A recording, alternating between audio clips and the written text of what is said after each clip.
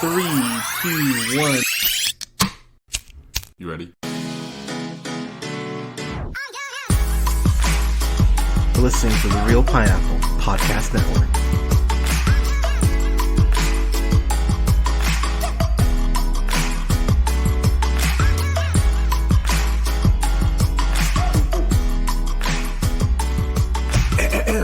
Good evening, everybody. Thank you so much for listening. This is the Real Pineapple. This is your humble host, Hunter. I hope you're all having a great week or weekend whenever you're listening to this. I've got a review here for Everything Everywhere All at Once, which of course, some people are liking. So, okay, I don't really know when I'm going to post this. I might sit on this review for a while, but everything, just to kind of get out of the way, there are very few films that I will draw a very hard line in the sand on. I mean, obviously I do my my best of and love the movies I love, but there are very few times where I'll go, well, if you don't like this, you're just wrong.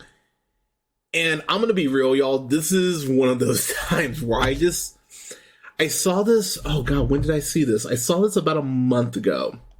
I took a Friday off. I went and saw Ambulance, which you can check out that review that is on the channel already.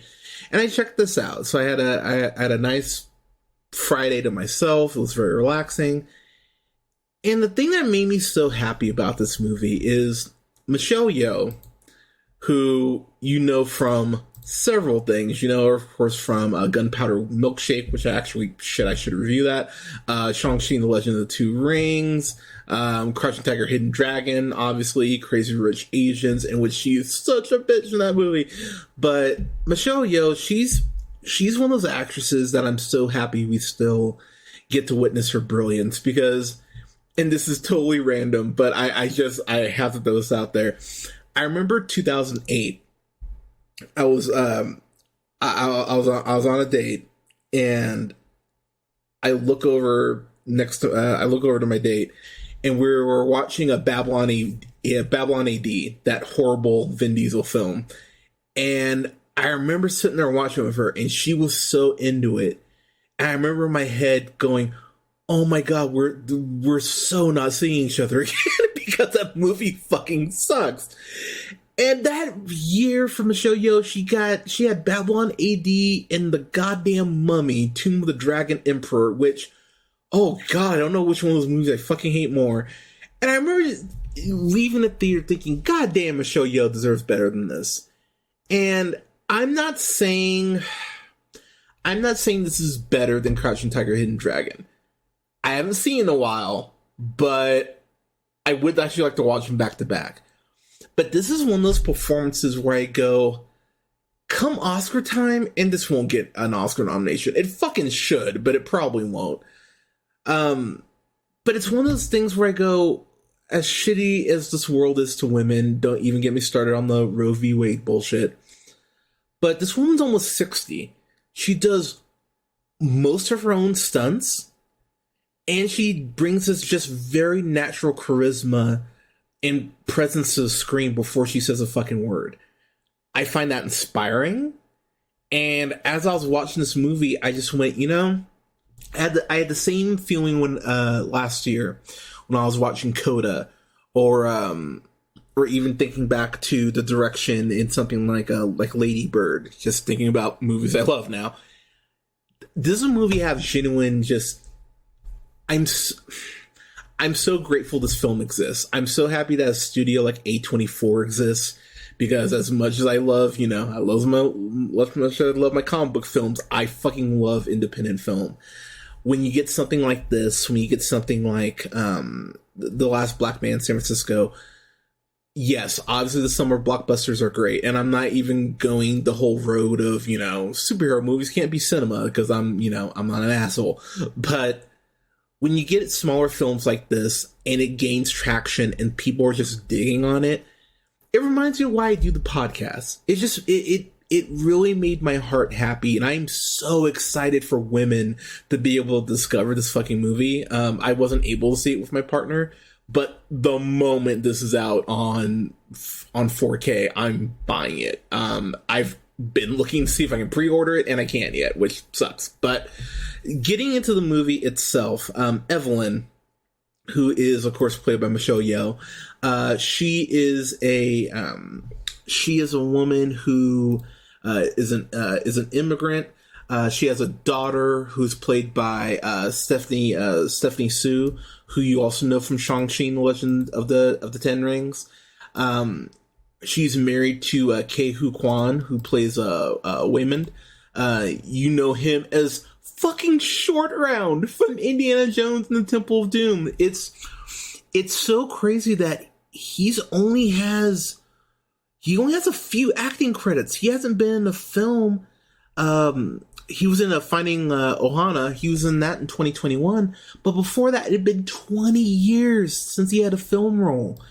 And I just have to say, I know I just keep saying I'm happy, but it's just nice to watch a movie that makes you happy. And their marriage is anything but.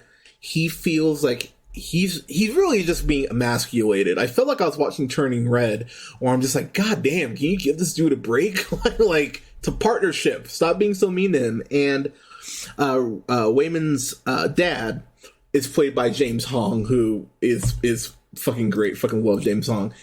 And they run a laundromat, and basically they're being audited by the IRS, which is, oh god, that must suck. They're being audited by Deidre, who's played, of course, by the lovely Jamie Lee Curtis. I won't even go through all of her filmography, but I'll just throw out Fish Called Wanda, Halloween, and Knives Out. True Lies, too. She's great in that. But the thing about this movie that's so fascinating is that from a very early point on, the movie kind of just lays its cards out. It's like, there's multiverse, we're going to get there. And I think what I love most about this movie is that, yes, the multiverse shit is bananas. It is fucking awesome. There isn't an action scene in this movie that I wasn't on the edge of my seat for, which I can't remember the last, oh god, my brain automatically goes Winter Soldier, but when I think about, not comic book movie, maybe Mad Max Fury Road, like every action scene, because the thing about this movie is that the action scenes are so varied. There's a great hallway fight scene with Evelyn that's very reminiscent of Daredevil. There's a scene where she's in an office where she ends up fighting a variant of another character, using the term variant, where she ends up fighting this other character with a riot gear shield. You see it in the trailer, and that sequence is fucking awesome. But the way they use the multiverse and the way that she's able to interact with other versions of herself, I'm trying to be very vague because I really want people to discover as much of this movie as they can without me spoiling it. This will be one of the rare times I don't go full spoilers. One thing about this movie, though, is that not only is the action great, the score, and I don't have who did the score, but the score is excellent. It feels very trippy, kind of very Rick and Morty-ish at points as the multiverse aspects begin to peer in more and the film gets more wonky. And I will personally say, I had an edible before I watched this. I'd recommend, if you like weed, I would get a little high before you see this, because the sequences in this movie are a mindfuck in the best way. There are a couple sequences where they show it in the trailer where there are rocks with googly eyes, and that whole sequence with rocks talking but not saying anything is something I didn't know I needed in the movie, but something I went, yeah, this is fucking awesome, not even questioning it. And the movie does a great job once it establishes the rules of the multiverse, which it does shockingly well, by the way. Once they throw those rules out and kind of establish it, I'm sitting here racking my brain. I can't think of a time where they at any point really go against their own multiverse rules, because we've talked about on the podcast before for time travel films. There is a point in pretty much any time travel film where they kind of just go like, okay, like they play fast and loose with the rules. Here, they really just go, nah, we're gonna go ahead and we're gonna stick by these rules that we've established, and it really does work for the film. Another thing I really love about this movie is that it shows how being bitter can go ahead and just affect everyone around you. Evelyn isn't at a point in her life where she thought she would be. She thought that with, being married and everything would fulfill her. And one of the things about that I find really interesting is I just finished rewatching Loki just because, Multiverse of Madness is coming up. And one thing that I love so much about Loki in that first episode especially is that episode works as a character study of Loki about how he's failed and how he's fallen short of his goals and how at the end of the day he's just a scared kid, whose life, even though he's a literal fucking god, didn't work out the way he wanted. Evelyn is really, as a character, just a bitter woman who, if she had just changed a couple things in her life, might be in a completely different spot, but is also trying to deal with the fact that she doesn't know how to talk to her daughter. I won't even say they're growing apart. They've grown apart. Her daughter just feels like over the shit and just really is at a point where she wants to cut her mom out. And I won't explain why they're at that point.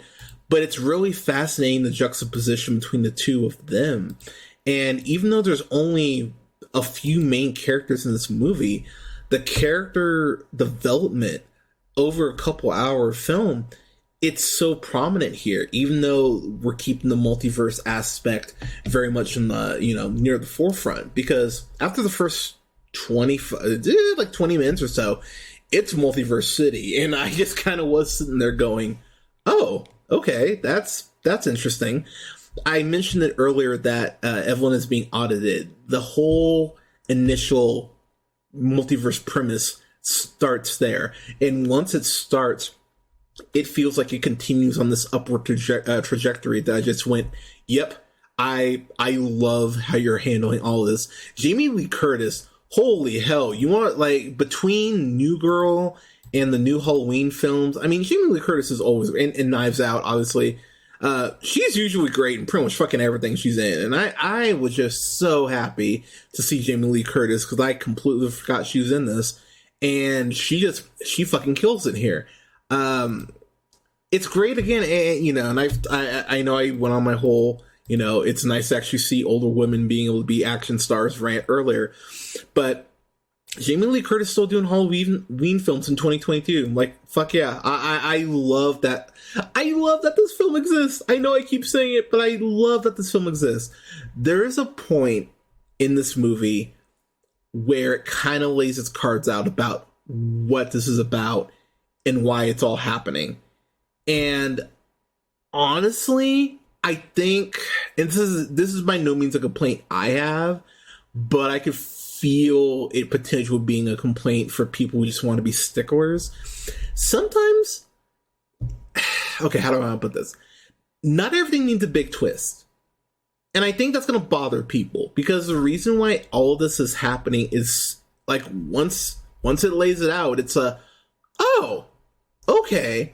But I actually love the fact that why everything is happening is so simple. It allows for it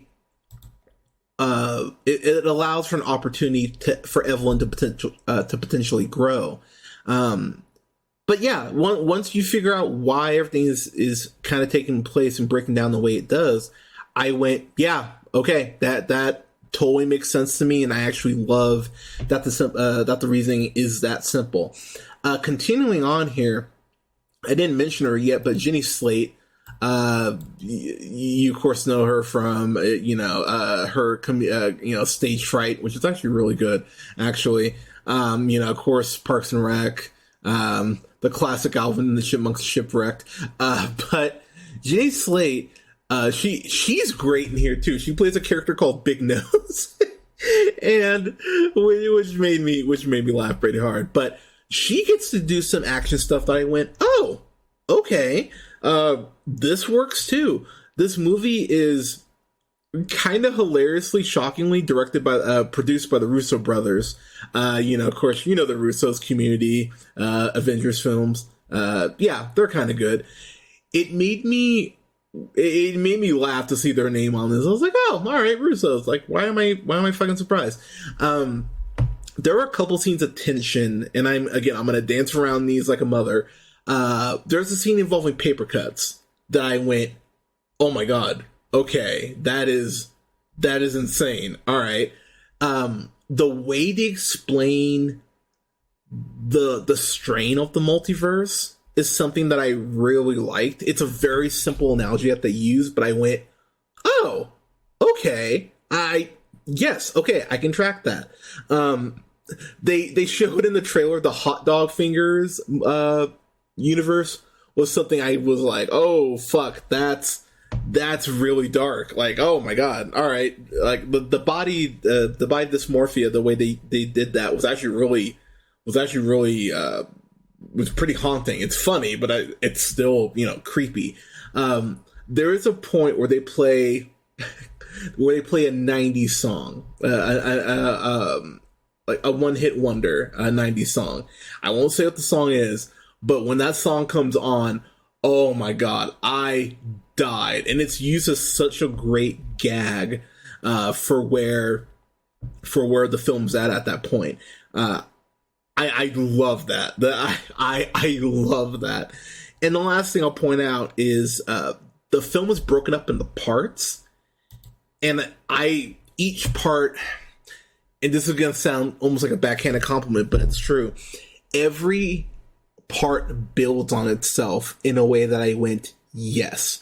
There isn't a part that feels wasted. There isn't a part that feels underdeveloped. It feels like a very natural progression, so that when you get to part 3, you are like, oh, hell yeah, I'm ready to see how this ends.